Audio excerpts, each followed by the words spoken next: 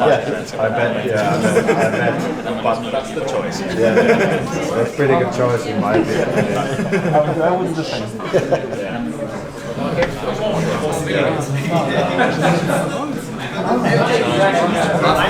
We're nowadays social investment portfolio as like a partner. Yeah, I heard about So then also it just means a bit trying to figure out how to be creative in terms of budget somehow participate in this event. We can start slowly. I hope you guys can hear me well. Microphone is working. So welcome to the panel about evolution of hybrid and hyper games. I will quickly tell you what's going to happen now. We're going to do a short round of introductions, and then we can kick off to the questions. We have 55 minutes left. So yeah, super nice you guys are here. I'll start with myself, with the introduction. My name is Alina. I'm the BD director at Devoted Studios, in charge of mobile game production. Devoted does end-to-end art production and co-development.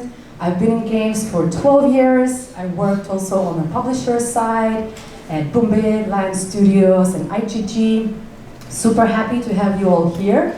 I've been based in Berlin for the last 7 years. I'm super passionate about games and mobile games specifically, and I really love playing mobile games myself. So with that being said, we can start like this. We have only 3 microphones, so please share them. Philip, please go ahead first with the introduction about you, and we can go with sequence, and there we are. Thank you. Let's see if this one works. Yes. Hi, my name is Philip. I am the current CEO and one of the co-founders of Legendary Play, which is a studio here in Berlin. We do kind of like hybrid, what now is called hybrid casual, mid-core mobile games. I personally also kind of started out and did most of my career of the last 14 years in publishing, and then kind of like founded a development studio. I guess that's pretty much about it from my side. So I've been kind of building studios here in Berlin, and this is the first foray. So we're probably like the smallest studio of like all the people here. And I don't have a studio. So still the smallest studio of all the people who have a studio. Very interested in in this round for sure. Hi, I'm Oz. I lead the growth team at Voodoo for mob control, and I've been involved with the game since not its launch, but its launch as a hybrid game. So we've been going through this process, still going through this process after 3 years. Happy to share what I can. Hi there, name's Jacob. We run the 2.5 Gamers podcast with Felix and Mate that maybe some of you listen to, and we tend to talk a lot about hyper and hybrid stuff. So if you were confused, my talk will move to tomorrow. So happy to see you there also. Nice, thank you. Hi, I'm Christoph, so I'm the co-founder and MD of Sunday. We are based in Hamburg. We make hyper-casual games, at least our majority of our portfolio is hyper-casual, around 50 people. We're a bit smaller than Voodoo, but we are the largest by downloads in Germany, so that's cool. We're slowly moving more into the hybrid direction. We have done some experiments in the past, we know how hard it is, but we also did a lot of changes this year to our company, to the team, and now we're in much better shape to crack hybrid. Cool. My name is Sergio. I'm CTO of Metacore. Metacore is a Finnish company that also has an office here in Berlin. We're 250 people, so we might be the biggest here. And currently we develop mobile games. We probably know Merge Mansion, that is our biggest success. I'm actually super happy to be here for the reason that I expect to learn much more from all of you, because I'm a completely failed game developer for many, many, many years. And I only entered the gaming industry roughly 10 months ago because I was working in a completely different industry before joining Metacore. So it's great that I'm in this position because I can learn a lot from all of you. That sounds great. It's a good start. So we have absolutely diverse backgrounds here. Mid-core, hyper, hybrid, casual game developers. But speaking of the studio size, I forgot to mention Devoted is 250 people team, so we're kind of close to Metacore.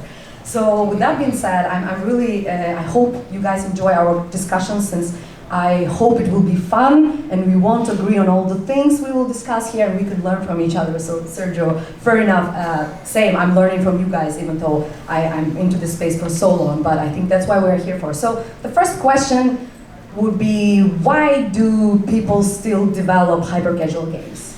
Why do we do this? Like, we know the genre has been struggling, and there are so many talks about hyper-casual being dead. I hear it all the time, but it's still alive and kind of, not say blooming, but let's debate on this a little bit. So, Christoph, I see the excitement in your eyes. Let's go. Hyper-casual is dead, my favorite quote of Right. 2 or 3 years ago. Same. So, hyper-casual used to be a blue ocean market, now it's not anymore, it's a red ocean. That means super competitive, super crowded. The player attention is also very limited now, you know, in competition with TikTok at the same time. So it's not that easy anymore. So when you are a VC and you want to spend 100 million euros or dollars and you want to have the 10x on that after 3 years, then hyper-casual is dead for you because it's not possible anymore. If you are a company that wants to grow every year by 30 to 50% and wants to grow your niche, wants to get better there, grow your LTV while keeping CPIs low, still okay for you. Depends on what ambitious shareholders you have. That's my understanding. And for me, it's also still not super clear what hybrid casual is. For me, it's still mass marketable games, and we're just trying to improve the LTV. Then we put a label on it, but in the end, it's games for people who want quick entertainment. And now we try to use some of the well-known F2P systems to get some more bang for the buck. Bang for the buck. I don't know which way around. That's my view on hyper casual is that. Fair point about investors. Cool. Philip? And you spoke about like why people shouldn't be doing it, right? And I think there's one aspect which is like it's easy. It's easier to make them, right? Like smaller teams with 2-3 people just can make good hyper casual games, and there've been like plenty of success stories, right? And of course, then the market and the industry, IDFA, like they all basically killed that blue ocean, right? They poisoned it basically. And so it's not necessarily kind of like that promising idea that it was a couple of years ago, and I would say it never actually was on average. Like the median kind of like studio, the median game, like it still sucks exactly the same way as it sucked 3 years ago, right? You just don't have those outliers anymore, and so that makes it seem like, well, hyper casual is dead. Fundamentally, though, I agree with you. It's just about making like LTV bigger, adding, but that's complexity, right? And then like all these small studios can't really do that, right? And that's one of the reasons, right? Why I think still people are trying, but I don't think they will be very successful in the future with hyper-casual. Exactly. So 5 years ago, good creative was enough. So you had your game, you were all rich, you could already buy your Ferrari. I don't care. Now it doesn't work anymore. Now we actually need a really good game. You still need a good creative, but then all the other stuff that all the other gaming companies also need to do before, now you need to do as well. Yeah, and your distribution is shot, right? And your marketing funnel is shot. So. Yeah, I don't know where you guys heard all about this hyper casual is dead. Maybe from you. It's a good statement from Voodoo, right? Yeah, but I think both comments are valid, and you can still make money with making hyper casual games, and it's still a viable option as a business, but it's not the direction of the industry as far as is my personal opinion, and it could be considered as companies' opinion as well. But it's also a natural reaction to the changes in market, right? Because after all the ATT changes, etc., it became more and more expensive to acquire one user. And why not try to hold on to that user a little bit more when you're paying a higher price on average? But yeah, I don't think is dead in literal sense. It's still live and kicking very much. It's just the ceiling is much lower right now. That's very promising. Jakob, what do you think? Last time I remember, I think we had the head of publishing for Azure on the podcast. I think these guys are still the biggest ones in the space. There you are. And yeah, he was pretty comfortable about like hyper casual still is one of their main portfolio, let's say, drivers. But this is the important part. It's main portfolio, one of the main portfolio drivers, because they also like he was literally talking to us about the game they published with the team in China, which was hybrid casual back then. So I think it still works if you know how to do it. He was literally mentioning, and I fully agree with that. Some studios, like maybe the guy on the right, wouldn't consider like some of the games, let's say, a long-term perspective.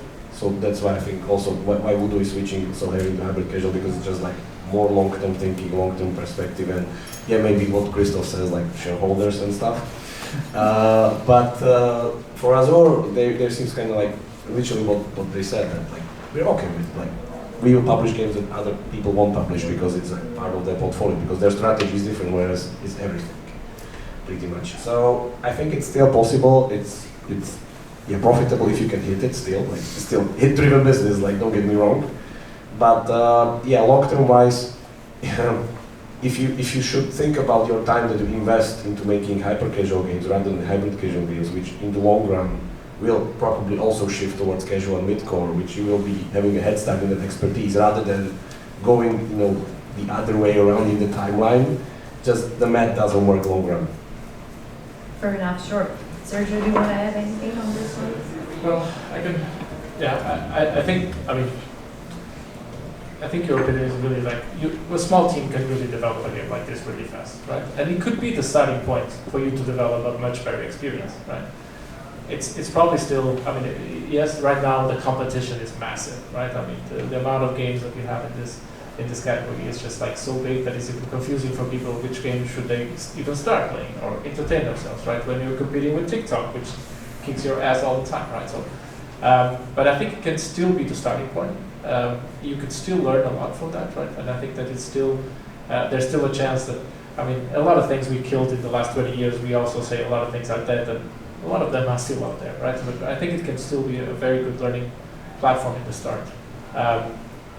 Just the competition is much harder, and eventually you might not just be as successful as you would like to, and you have to learn how to evolve from that, right? And to become much more successful.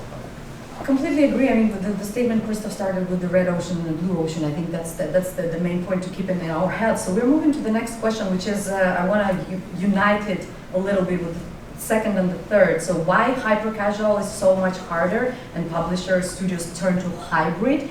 And what is the definition of hybrid? So let's debate on this, because I have a feeling like hybrid games can be defined by different people in a different way. So like why is it harder, and what exactly is hybrid? Like, yeah. I can start here with let's say mine that I always use. Right. For me, hybrid is more of a revenue profile than a genre or anything else that it's like mechanics based or whatever. It's mostly games that are, you know, the sweet spot is always 50-50. That you want a game that runs 50% of ad revenue or 50% of IP revenue, which in the end you don't aim to hit, you just want to hit around that. Most of the hybrids, as I know, are running more than 50% ad driven, but there are still some, like, if we take for instance the hobby games, most of them still run more than 70, I would guess, even on the IP wise, but still ad revenue is a big part of that game. Either through, like, yes, Felix used to kind of divide it like games that only do rewarded videos and then they do everything, from rewarded videos, interstitial banners, everything. So I think it's about this kind of approach and attitude towards how the monetization, which is the game design of the game, which is the revenue profile of the game. In the end, those are all synonyms, kind of goes into it, and then some kind of limiters on the production time. Like hyper casual was what, like 4 weeks of a small team. Hybrid is like base prototype, I would say like 3 months at least, because you can't like test an inventory system in one slot. Like you need the whole feature. So it's about these kind of constraints, and I wouldn't really put like genre mechanics or like any kind of different things from the product perspective into it. It's just like it can be anything. Yes.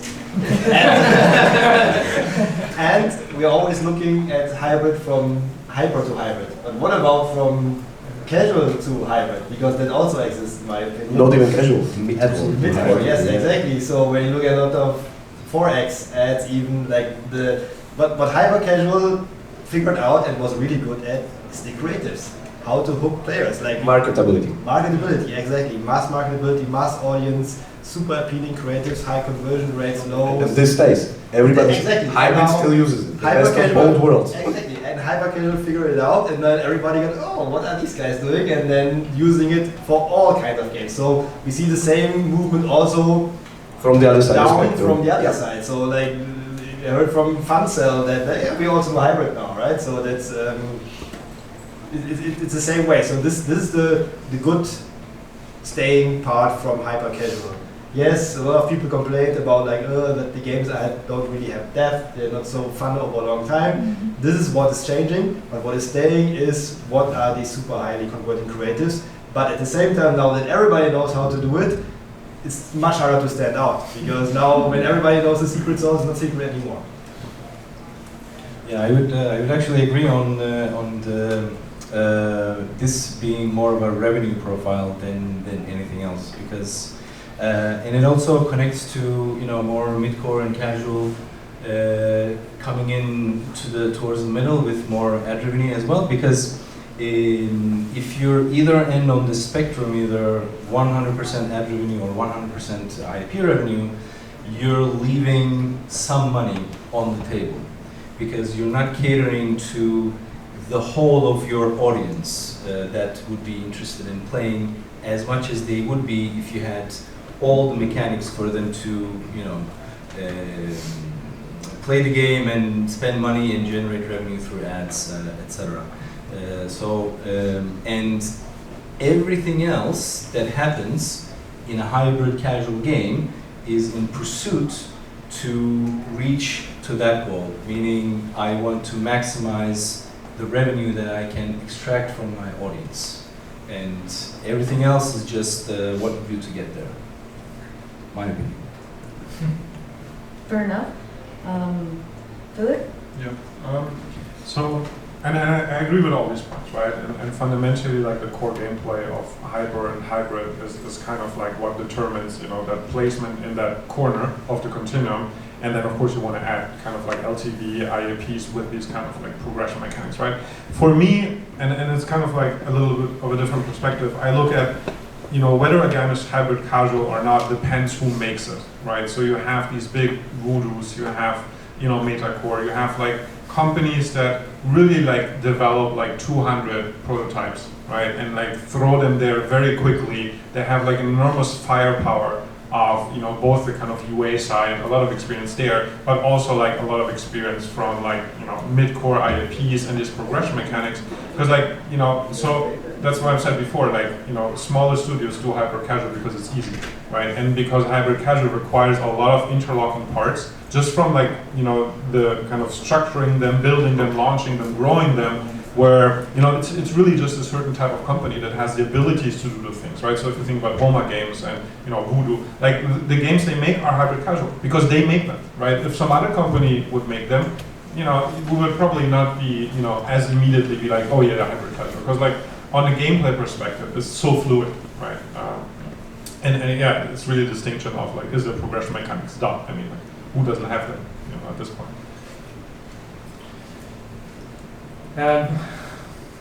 Yeah, I think it's when you said why it's quite challenging. I think it's because it's no longer a small team that develops, but it's a big team. Also, something you mentioned, it's no longer a week project; it's a month project, right? And yes, there's a lot of things that it's about revenue. It's about increasing the LTV. It's about how can you maximize the revenue that you generate out of the game. But there's a lot of part that what generates most of the times that is that people enjoy playing the game a lot, and they like the whole depth that you give into the game, right? The whole story that you put into the game. And some people play it because of the story. Like when we talk about the case that Mudge mentioned, some people just love the characters we have, right? Other people just like the story, want to know what the hell is going on there. Other people like the creatives. Some people just would like to merge things. Other people just want to win and spend money on it, right? So, and I think that knowing your audience and understanding like what makes them entertained eventually generates also more revenue. And I think that hybrid has been focusing a lot on this and learning a lot from this, and learning a lot from other industries and from other types of games, and see how you can maximize that, right? But it's hard. It's not easy to develop. It looks, a lot of people might just look at the games and say, well, this is easy. No, I can create this. I can copy this. Why not? well, then I asked them, go ahead and do it, yeah. That's exactly what people do, and that's why I feel we have so many new hyper-casual developers popping up. Like, there are so many of them because it feels easy to start. It's super short production timeline, but then there are these challenges we discussed now. But I'm curious, do you think there might be new genres coming soon with all these mutations, if I may? Like, we have this hybrid hyper, we have this from hyper to midcore and vice versa. Do you think there are more genres coming up at all, or we will still have this sort of like synergies between these two? I still think most of this is because of the marketability problem. That's why we pretty much got punched into the corner from hyper-casual to hyper-casual, and that's what, as Christoph said, the Forex guys are doing these days, which is a Forex game these days has a mandatory onboarding hyper-casual core group that you need to go through, that you base all your creatives about, and then you have the Forex game, which still needs to be up to standard, but without this combination, you don't even start in the market. So if you take, let's say, Whiteout Survival or Last War Survival, all of these games have the gate. Last War has the gate mechanic, Whiteout Survival has literally Frozen City duct tape on top of it as an idle game, but all of these games have it integrated throughout the whole game itself. It's the main source of their creative strategy, basically. And then comes the hard part with the Forex LTVs, with players paying 500 plus per player, and like all the property destructions, unlimited spend economies and stuff like that. But it's not possible. Like, if you would be scaling, you know, the old times of like Game of War, machine zone base, like the CPIs will kill you pretty much. But now you have what, like 200,000 downloads per day on Last War Survival with that gates mechanic creative. That's the standard now. So it's more of a, I think, the distribution channels will kind of force us to create new things around these things, not as like innovation because we want to explore different genre. Like, the market adjusts much more to the UA part, and that's what I've been saying last year, that fortunately, even me being a product guy, the UA guy now has more power over what the game looks like and dictates the product. That's how it is. Like, all of these Forex games, it's because of the creatives, and the creatives are literally implemented into the games. Therefore, they're not fake anymore. Yes. So there you have your new genre, basically. That is completely, that's like blowing my mind, by the way, that we have new genre being made out of creatives, right? When people started to complain that, hey, we see these misleading ads that, and we don't... It started with Hero Wars. Exactly. Hero Wars already started. Exactly. And now we're at this point where you literally need to create a second game. But that's impressive, but that shows the evolution of actually the topic we talk about. And that's why it's all Chinese companies. Are you sure it's all of them? I wouldn't say. And there's one team that's in Cyprus, Score Warrior, that's in top 10 Forex, but everyone else is Chinese. They just own another the Forex interesting now. trend. Cool. I mean, that's I'm super kind of excited about what's gonna be next, because we don't know, right? It's still gonna be some new genres, 100%. Now I wanted to disagree on something here. I can't. Well, I can. Yeah, go for it. I can disagree a little bit. Because you have like that, that phenomenon of having like this kind of like hyper-casual ad, right? And then you kind of go into the game. But there's also like, what we said before, like the game experience and like the usage behavior of people is like you're competing with Netflix, right? And I think a lot of why we're moving away from hyper-casual is that, people are just getting tired of ads, right? And that they just don't want to go through like a game experience of like 5 minutes, of which half are ads, right? So you have to you can't rely on that so much anymore, right? So you have to bolster it with like these other ways of monetization. So if you look at like Age of Empires, right, that came out, like you have a very long tutorial which has like some very casual kind of aspect. Even the core loop, like going to these islands and battling and doing this weird chess kind of thing, right? Like that's totally like out of what you would classically see in a 4X or like a base builder, right? But they need to do it because of this distribution thing, but they can't do it too much, right? And I think fundamentally there is a gate now where like just ad monetization doesn't really work, but are we going to have new genres? Honestly, I don't think so. And if it's going to come out of like some small team that like creates like some new kind of like core gameplay kind of things that then everyone will adopt, right? Once it's kind of like more popular, right? So that small thing, but it's not a new genre, right? Necessarily, it's just innovation. Where does it come from? You know, and I think on the industry, like the products, we have had a lot of innovation in terms of, you know, the products, the gameplay, you know, went to mid-core, then casual. Now it's more about optimizing, about kind of like distribution, about optimizing, you know, the science part of LTV and stuff like that. I think a cool example of this is Supermarket Simulator, because, because it's the full circle. So if you don't know, Supermarket Simulator is a game that got super popular on Steam together with Twitch streamers. So this is from a small Turkish studio that did hyper-casual before, together with Homa also. Then the hyper-casual collapsed, they went into Steam games, they made Supermarket Simulator, which is not a new genre, right? It's just like, hey, cool, this is fresh, this is new.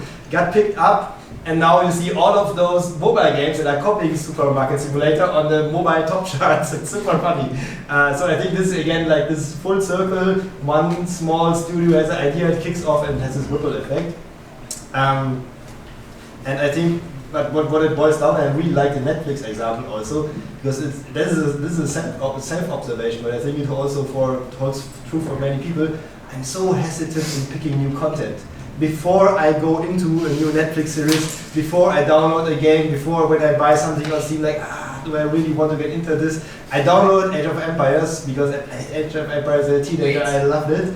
And then I saw the tutorial and I was so disappointed. Because I wanted immediately the action. I'm so spoiled with immediate fun, immediate action. I open it and it's fun, and I have to click through all of this dialogue I don't care about. So I think the evolution that we're seeing is more the content, the genre stays the same, but they're getting much more accessible, and the barrier of entry. And when we look at the creative as part of the experience, because that's the first contact that we have here. So the whole experience from first impression for the creative to, in the end, you have mid-core monetization. That's a much smoother, much more accessible experience. I think this is the real, like when you zoom out a little bit, the real evolution of hybrid. But then the content itself, it's the same stuff, but much more accessible. Yeah, I think for sure something new is going to come, right? I mean, we saw the evolution of games that now it's been for 30, 40 years, so it's going to continue, and eventually new genres can show, but they can just be a small change into a genre and just become something different, right? And I think there's two chances. That either is going to come completely by chance, small studio develops some crazy idea and suddenly we all copy, right? I think that's a possibility. It can also come from a big company that just materialize on their IP and try something new, right? And we saw that happening. Even if you look at Super Mario, for instance, right? I mean, Super Mario was great, and then Super Mario Kart was a completely different game, but the IP was so strong and the game was so cool that people kept playing, right? So, and I think there's always like this. I see these two possibilities. Which one is going to come? Well, predicting the future is unpredictable, so maybe you're going to do it, so let's see. Let's see in 1 year what's going to come. So let's talk about challenges over the genres, like hyper-casual expertise versus casual mid-core expertise. We've touched base a little bit on that. So how do you guys cope with that? Do you cope it with external studios or in-house? What challenges you could say personally for you or for your teams or for your companies that you would like to bring up and based on your experience? Oz, would you like to start? I can talk to the challenges from the marketing standpoint, from UA standpoint, which is the biggest challenge is going to be balancing different kinds of audience targeting and different kinds of campaigns, because you want to go for ad revenue, like people likely to generate more ad revenue, and you also want to target people who are more likely to generate IAPs. But these two groups are not the same. They actually share very little. But at the end of the day, if you don't do anything, they're going to go into the same game. So if you don't find a way to make some sort of segmentation to understand, okay, who is this person? What is this person more likely to do? Is this a person that I want to keep for long and I expect IP purchases from? Or is this a person that I shouldn't expect for too long, so should I increase the ad pressure or should I not? all of these decisions, and in the beginning, the mechanics to understand who this person is a whole topic of complexity in itself, and that's something that we've been trying to overcome in the past, I would say, 2 years, basically. And I think we're getting somewhere slowly, but it's still not ideal. But we keep working on it. Based on my expertise with working with studios that are mainly switching to hybrid, or just all around the place, it's system design. It's the biggest problem always, because it was never needed before. It was like, this is fun, let's launch it, great CPI. So now you need to like, there's this thing called economy and inflation and stuff.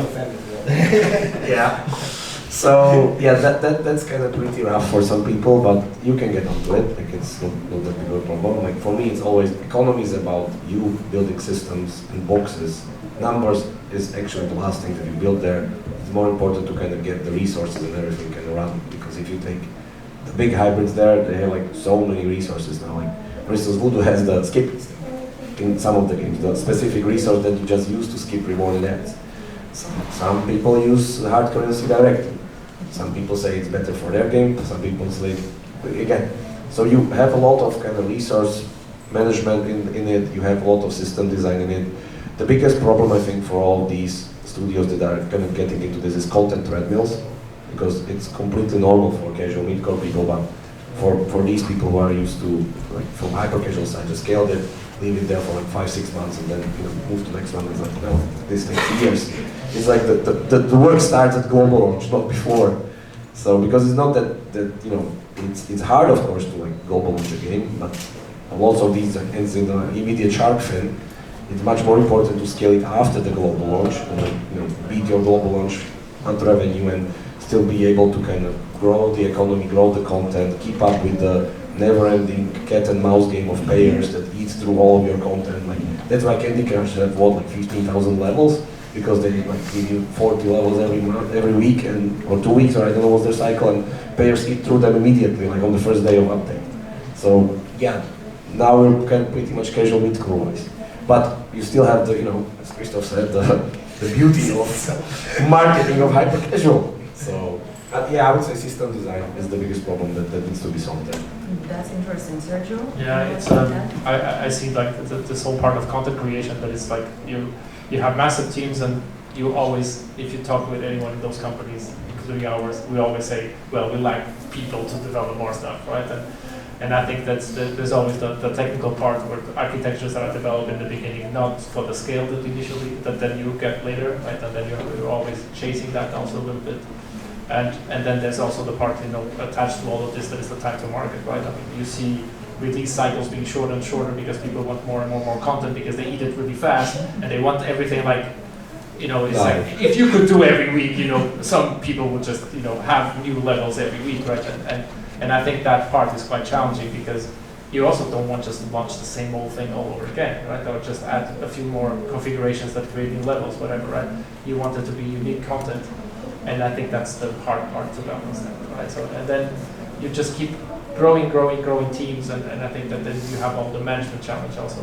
Managing a team of 10 is not the same with 100, right? So that's also a big challenge that comes to companies like this. Thanks. I find it super exciting and challenging as well, actually, that this happens. Like, players want more content as fast as possible, so you have to be so creative, so out of the box thinker to deliver it, so that they actually can continue.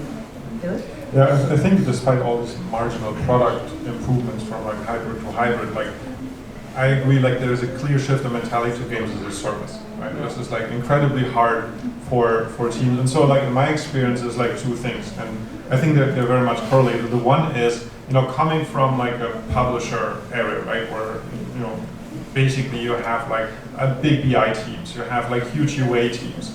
And there's a lot of knowledge, right? Coming into like a smaller studio, building it, you need to like bring a lot of this kind of mentality to kind of like, the team you're building, not all of whom are going to have the same background. Some of them, game designers who have not done mid-core before, right? Like they don't really, and so you need to educate them, right? And if you don't have someone like that, in a team, it's going to be very difficult to build something that then takes the next step. Because I think the next step, and it's like one of the main kind of like evolutions I think of the industry, is that it's going to be harder and harder for teams to just like build their games and launch them individually. It's going to be, in my mind, very much going towards, you know, you are a studio, you build a game, but you build it from quite early on together with the Homa game, together with Voodoo, like together with like a big network, right, of other studios that basically bring in this games as a service concept, right, that kind of like can give you the firepower of building then, you know, all these kind of progression systems, this economy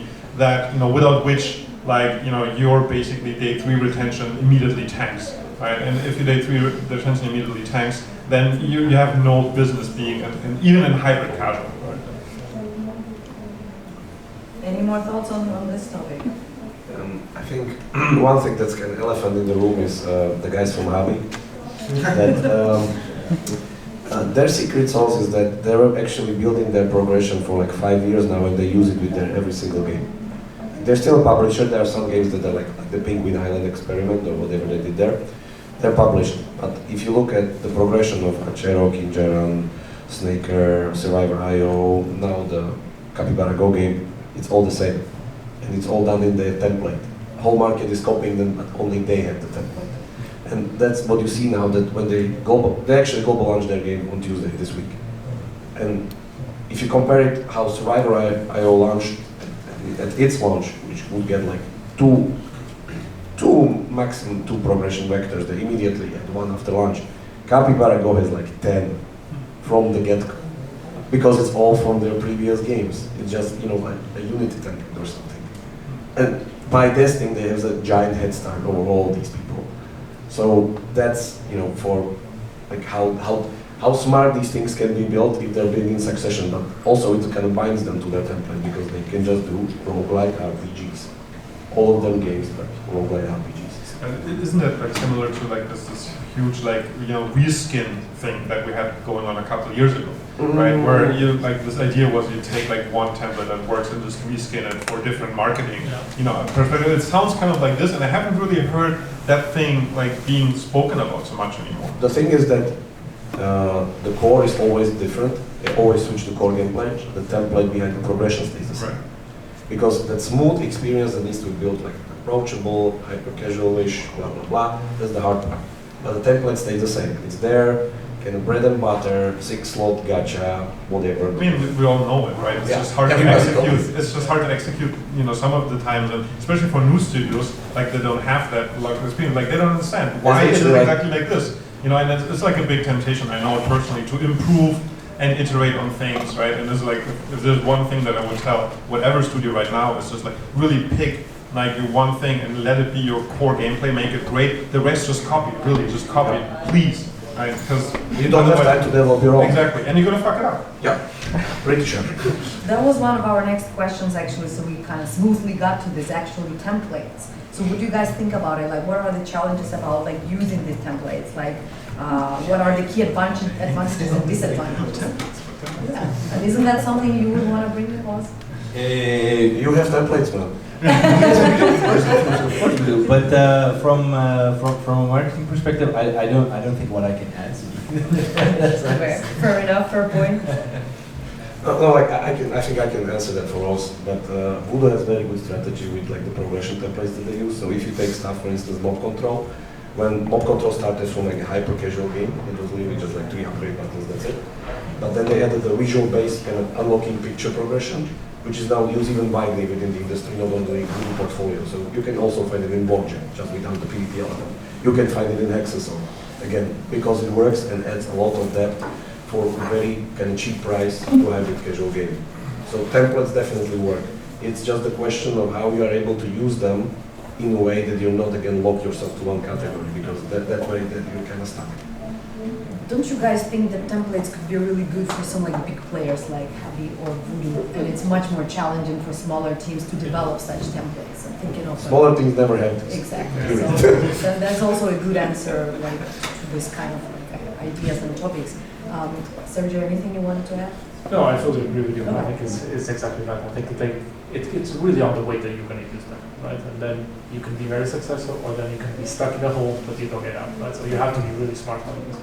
And that's the thing, that's, for instance, you can see it clearly, like there's the power of Voodoo portfolio, that if something works then it can be translated to different games on the portfolio. That's where you have a synergy effect across the whole thing. Yeah, exactly. I mean, to your point about smaller, bigger studios for sure definitely have an advantage there, because in order to establish something as a template, it means you have really high confidence in whatever you put in there. It works because it worked before. Yeah. Exactly. So to get to that point, you need to test that maybe not in one game, but you need to test it in 3 games and see how it works. What's the success rate, or with what intensity it works, and in what situations does it work and does it not work. So yeah, I think larger studios would definitely have a advantage on this. And actually, once you get there, you can also use, okay, we need to publish something, right? We have this, let's say, core gameplay, and we're getting nice early metrics, we're getting nice marketing KPIs. Okay, what if we tried, this template on this? You can do that, see if it works. If it doesn't, if you really believe in it, you can do something else. I know that we tried some things that worked on one game, we tried it on another, we tried it, like we kept it going, it didn't work, and then we switched completely. So yeah, we definitely. Just to add very briefly, I think that's the essential part. Like, there's so many things that can go wrong when you're building and launching and operating a game, that having like this big studio behind you just eliminates and mitigates a bunch of these risks, right? So, for example, Scopely, I think, has done it pretty well, because they had all these different studios that made great games, right? But they kind of went in and made sure that they're executing on that games as a service thing very right. And then Voodoo, like Homa, is the same. Like, they can get to all of these different little studios, and they are basically the partner that gives them the information. Like, if you had this kind of board collective of like little studios, right, without the central hub, that would be something that would be interesting to think about how. Which will never happen, probably. Will never happen, probably, right? But that's exactly it, right? And this is why like one of these big kind of movements is towards having like this kind of almost classical publisher development relationship again, right? Which kind of got lost a little bit, kind of like in the last years, because launching games was easier. You didn't, marketing was relatively easy, hyper casual, super easy CPIs, right? But now, I don't want to say we're professionalizing again, but in some way we do, right? And like, games are not disrupted by like profound product innovations anymore. There are these kind of templates on the UA side, right? And on the monetization side, right? We always talk about ARM, like acquisition, retention, monetization. Acquisition and retention are acquisition and monetization are these kind of science things. It's numbers, it's funnels all the way down. And it's a retention thing where there's like the creative aspect where all these little studios try different things, and if you find a core concept that works, then your Homa, your Voodoo, whatever goes in and says like, that's great core gameplay, now let's stick the kind of monetization stuff on it that we know works. And that's just something that small studios, independent studios, really can't do that well. With that being said, that's exactly the next question we're going to discuss. User acquisition and monetization challenges. I like the smooth flow we have here. So with the rising costs of UA and the stricter privacy regulations, like how do hyper and hybrid developers adapt in their strategies, and like what is the balance in ad-driven revenue versus in-app purchases in today's market? Thoughts on that? That's like a big one. Oz? Yeah. I see the desire to answer in your eyes right away. Yeah, I think this connects to what I was mentioning earlier about balancing your targeting in terms of UA and how you categorize users, etc. But yeah, I mean, this actually goes beyond the understanding which type of user this is, because after marketing, yeah, okay, but how do you steer marketing? You have to have goals and targets And how do you calculate those goals and targets? You really need to understand how each of those kinds of players behave in the long term, and how can you calculate a correct target for yourself, keeping all of this in mind. Because, like I said, these two groups, they really behave differently. And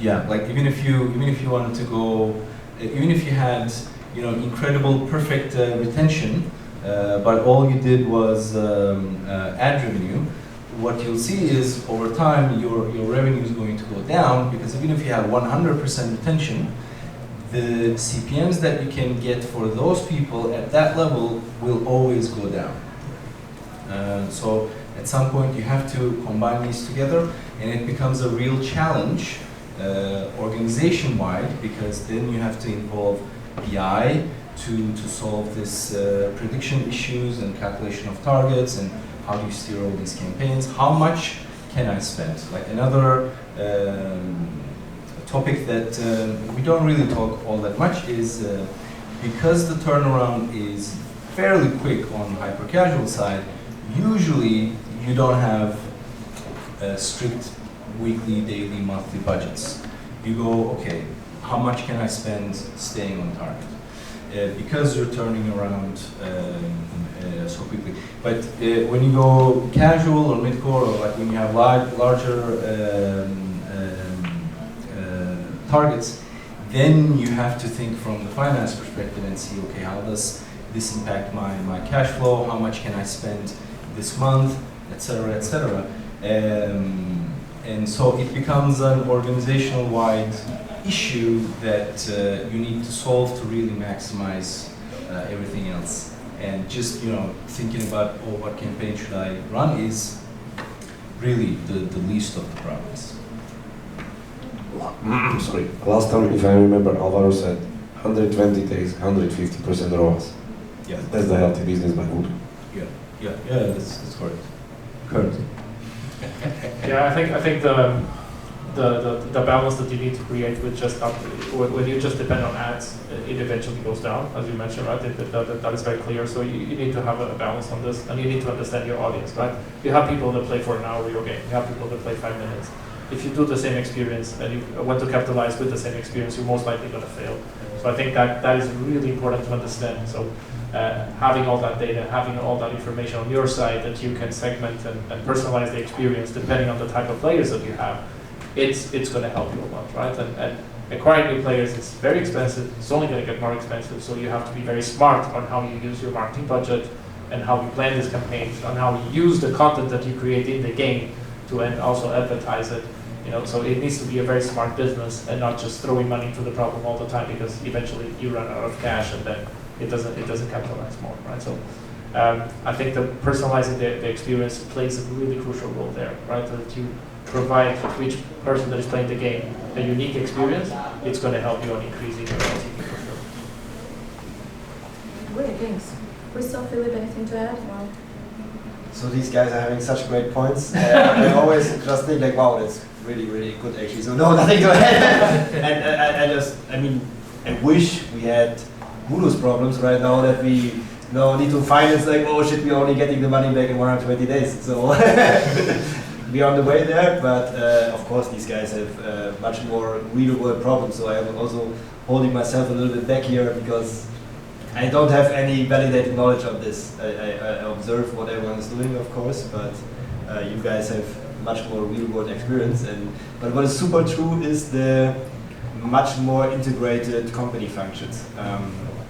So everyone needs to play together more. Hyper-casual was super distributed, everyone on their own, and the more distributed, the more chances you have, the less dependencies, the better, because then you're super fast, 3-people team, and 1,000 of those, and just go for it. And now it's still not the same like in a mid-core company, but again, it's hybrid, right? So we need to find a middle ground, also in company structuring and how the departments work together. And that's also a super big challenge for many hyper-casual companies, or former hyper-casual companies that are now trying to enter hybrid. that they have, like, hey, our UA guys just don't like talking to our developers. they hate each other. They somehow always, they don't even join the same meetings because how do we do this? And it's unfortunately the first thing they need to solve, because otherwise everything that you try is set up for failure. So you need to get your heads together first and build a new company culture also. So without this, it's going to be tough. I guess Voodoo also had their challenges there in the past, but it's just an assumption. Yeah, that's true. And actually, that's a good point about UA people and the product people talking, and especially when you're trying to go from a hyper-casual base game to like change it, improve it, and make it a hybrid game.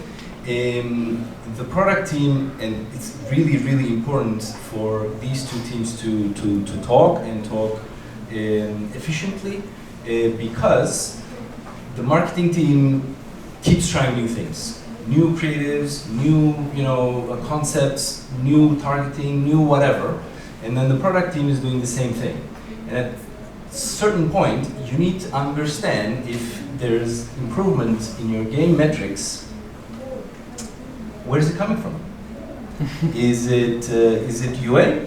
Is it creatives? Is it targeting? Is it that new game mechanic that you put in, or what caused this improvement? So, and when it goes up, it's always the team. When it goes down, it's always the other team.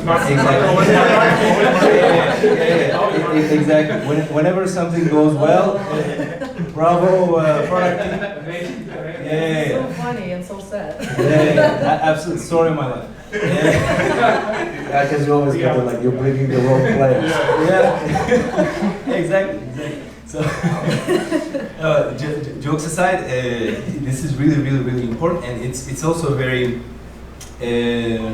sensitive topic, because we're not always talking about, okay, there's an improvement, who caused it, but you can also be talking things are not improving or worse, we're going down, whose fault is this? So it can also be really, really sensitive topic. So it's very important, and needs special attention. Really, these two communicating each other specifically. I think this is the highlight, really. Well, it's very important to bring this up and say it out loud. Yeah, I think Sergio brought up something very, very important, which is like this customization and this kind of very personalized experience. Because there's nothing worse than acquiring a whale and kind of showing him like a ton of ads right at the beginning. Like you're freaking, right? Because you're losing that whale like 100%. So, and there's also this very, I think the kind of like distinction where you can say this is mid-core, this is casual, is like if you monetize this kind of core game cycle, right? Like monetizing these kind of like retries, monetizing all this kind of stuff. Like if you start moving towards the kind of like even more mid-core side of the continuum on even hybrid casual, it's really hard because taking a game, a core gameplay that has been monetized before, and then kind of like diminishing that monetization or actually eliminating it entirely, and then substituting that with IAP is something that's really hard to do. I mean, Jakub probably knows way more about that, right? But I think this is where it's not that easy to just be like, oh, I did hyper casual, now I do hybrid casual, because it really requires this mindset, right? This personalization, much more, BI power, much more kind of customized gameplay. And so it's probably way harder than it looks. I mean, again, we all know it's actually not that easy, it's never easy. But from the outside it might look, well, it's just an incremental thing, you just add one progression system. It's like, no, absolutely not. I think overall it's just harder because you need to know both things, and the key is connect. If you don't know how to connect them, how to allocate literally the economic budget hidden behind rewarded videos, behind interstitials, like how you segment them, there's very few companies in the world which actually has this expertise now. Yeah, and I think that's the reason why it's going to go towards these like bigger aggregation, this kind of central publisher and many kind of studios around it, is because in order to learn how to do it, you need to do it like probably 10 times, maybe 20 times. And if you're one studio that does one game, then you're gone, right? And your knowledge diffused, together with the team. But if you're doing like the Voodoo model, like the Holland model, where you just have like these 20 studios, you launch, you learn, and then you can implement it with this template that that we were talking about. So with that being said, we have time only for one last topic to discuss, which is predictions for the next year. What do you think gonna happen? And hopefully in a year we meet here and discuss it again. So quickly, thoughts on that. 2025, evolution, bang. Investment is going to continue to suck. Games are going to continue to be really difficult. It's going to be harder and harder. And So in the sad. end, like the giants will survive. And the hope is that the giants will kind of lift with them. You know, like a lot of these smaller teams where then ultimately, you know, product, you know, innovation comes from. So I have big hopes for, you know, these kind of like lighthouses. They will kind of drag gaming back to something that's a little bit better. I think investors are now burned for like more than 1 year probably. So, you know, we're not even talking about 2025. Okay. Oh, it's great. You know. I don't know. I have a more positive outlook. Yay! That's what we're here for. Well, you're working at Voodoo, of course. Yeah, I don't know about investment, but I think we'll see the industry doing better next year compared to this year, hopefully, and yeah, and mostly I'm basing this could be a wild theory. I'm basing this on the current activity of talent acquisition managers for growth roles, whether this is like creatives or UAs or whatever. Like if the activity starts increasing, I think you can safely assume that people have more money to spend, and so they need more people to work in the growth teams. Again, whether this is UA or creative or whatever function. But when we start seeing this go down, I think it's the other way around. So purely for that reason, which I'm not 100% confident in, I would say maybe a little bit more positive. Thank you. Jakob? Last thing I heard, by the way, that you said you're taking on the player mix is on Candy Crush, is with like your own version. I think that's like official statement from Voodoo. Yeah. So I think it's super positive. But yeah, let me go to the other way around. So when I was doing this last year, I was honestly thinking there would be much more hybrids by now. Even like Voodoo portfolio, I would guess like something like 5 to 6 games making million a month in IP, which is not the case. Same goes for Say Games, same goes for Happy, same goes for everyone else. So it's a little bit slower than I thought. So the consolidation still didn't happen on the scale that I would think so. So there's still space. It's going slower, but again, it's going to be very hard. So hybrids will kind of continue to grow, and I think they will continue to grow into more casual and mid-core even more. Then the other thing, which I think is like another big elephant in the room, is that Chinese companies are coming, and they're going to take casual next year. They already took 4X and then RPG, and they're going to take casual. And I'm talking about Candy Crush, Royal Match, Player X's, and they're going to go head again against these guys. Because they have the firepower, they just don't have the knowledge in casual. But they're already overtaking small parts of the segment. Like the biggest merch company on the market is Microfun. It's not Travel. The Central maybe knows about this more. A little bit. Yeah. I heard about it. Yeah, so that's there. Like if you take, for instance, Chrome Valley Customs, the mail-based match 3 game, Century Games already has an iteration that is bigger than the original. So they're really coming and they're very hungry. So that's the other influence. And then lastly, I'm still thinking that a lot of like this kind of cross-platform stuff getting from Steam onto mobile is kind of going to flourish more and more. I'm still waiting for my mobile version of Helldivers. I'm still waiting for my mobile version of Pal World. So it's going to happen, and I think it's going to be very good if it's done properly, not just like slap a price on it. It needs to be adjusted. I'm talking about monetization model like Warframe or Path of Exile does. It's very specific kind of free to play. So that would be my third kind of factor there. Great. Yeah, so I think economic predictions are super hard. Also, let's wait how the next 2 weeks look like in the US election and stuff like this. So this will influence a lot. But I still think that yes, investments will not suddenly bounce back like it was 3 or 4 years ago. So still calm. Hey, let's do the stuff that makes sense. Let's try to optimize what we have. Not any crazy stuff going on. And at the same time, I think this will also drive companies to discover more what has worked in the past and how can they improve on that. That means there's so many raw diamonds in hyper-casual laying around, so many super cool, interesting cores that were discovered and then never really fleshed out and never really reached their full potential. I think Cup Heroes is a great example because it was not a hyper-casual before, and then they used the same core and tied it to another one and added the hobby layer, and then suddenly there's a completely new level. And I think we will see much more of that, not just from Voodoo, but also from a lot of other companies as well. Cool.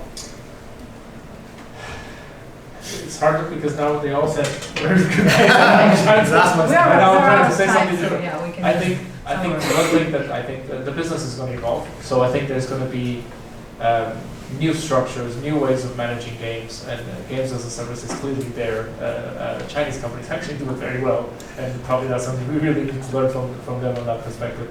But I think in our companies, we're going to have to evolve, and we're going to have to eventually, have roles that didn't even exist or exist in different industries that we have to bring into gaming industry. And I think that's something that is already been happening and will be more clear. I think from a financial point of view, it's just going to get harder. Acquisition is going to get harder. Talent is going to get harder also to get into the company. So I think it's just a phase that eventually consolidation of companies and even possible ideas and games could happen. And I think that's something that we should keep our eyes and ears open. With that being said, we had fun, we had disagreements, and we had some things to learn from each other. I think it's a wrap, so thank you so much, guys. Thank you for being here, and woo, it was so cool.